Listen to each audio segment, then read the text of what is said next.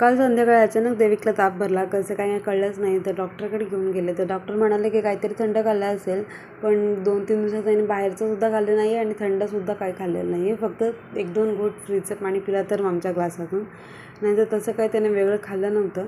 पण माझा डाऊट आहे की क्लायमेट चेंज होतो आहे आता, त्याच्यामुळे सुद्धा तो आजारी पडू शकतो किंवा जेव्हा क्लायमेट चेंज होतं तेव्हा त्याची तब्येत थोडी तरी बिघडते. त्यामुळे तुम्हीसुद्धा तुमच्या मुलांकडे लक्ष द्या. क्लायमेट चेंज झाला की मुलं पटकन आजारी पडतात. त्यामुळे आपण त्यांच्याकडे लक्ष दिलं पाहिजे, त्यांची काळजी घेतली पाहिजे. सो आजच्या दुपारच्या वेळेला त्याला हलकं-फुलकं काहीतरी खायला द्यायचं होतं. त्यामुळे मग दाल खिचडी बनवली होती. अप्रतिम झाली होती. रेसिपी तर तुम्ही बघितलीच आहेत. नाही कळली तर मी कमेंट करून कळवा, फुल व्हिडिओ टाकेन.